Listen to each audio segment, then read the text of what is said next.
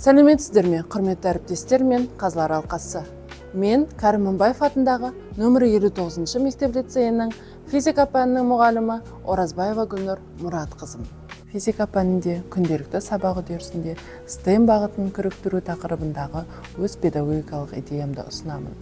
Менің мақсатым оқушылардың ғылыми және сыни ойлау қабілеттерін дамыта отырып, физиканың заңдарын өмірмен байланыстыруды үйрету.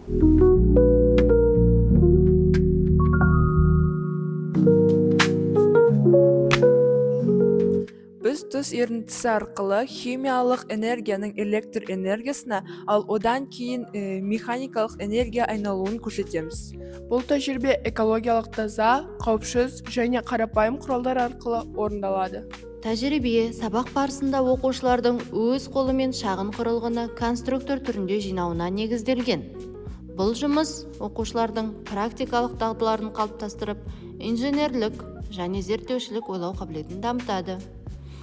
Алдымен пластикалық немесе шыны ыдысқа таза су құйылып, оған ас тұзы натрий хлориді қосылады. Ерітінді жақсылап араластырылады. Екі түрлі металл электрод, мыс оң электрод катод және мырыш теріс электрод анод пластиналары дайындалады. Олар тоқ өткізгіш сым арқылы жалғануға ыңғайлы етіп бекітіледі. Оқушылар алдын ала дайындалған шағын вентилятордың, яғни желдеткіштің элементтерін конструктор түрінде жинайды. Олар яғни пластикалық негіз, кішкентай мотор, қалақша, желдеткіштің дөңгелегі, өткізгіш сымдар мен қысқыштар. Электродтар сым арқылы моторға қосылады. Мотор вентилятор құрылымының корпусына орнатылады. Металл электродтар тұзды ерітіндіге салынып, тізбек тұйықталады. Тұз ерітіндісі электр тоғын өткізетін электролит болып саналып тұр. Натрий хлориді ерітіндіге түскенде натрий және хлор иондарына ыдырайды. Мыс және мырыш электродтарының арасында потенциалдар айырмасы пайда болады. Осының нәтижесінде электрохимиялық реакция жүреді. Электрондар мырыш электродынан мыс электродына бағытталып, тізбекте электр тоғы түзіледі. Бұл тоқ механикалық қозғалысты қамтамасыз етіп, энергия түрлерінің өзара айналуын дәлелдейді. Нәтижесінде ерітіндідегі электрохимиялық реакцияның әсерінен тоқ пайда болып, мотор жұмыс істей бастайды.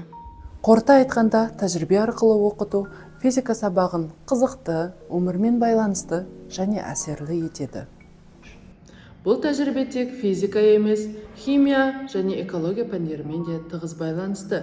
Оқушылар өз қолымен тәжірибе жасап, инженерлік ойлауын дамытады, ұжымда жұмыс істеуді үйренеді. STEM әдісі арқылы біз тек білім беріп қана қоймай, сонымен қатар өмірге қажет дағдыны қалыптастырамыз. Бала өз бетінше тәжірибе жасап, нәтижесін талдап, шығармашылық ойлауға үйренеді.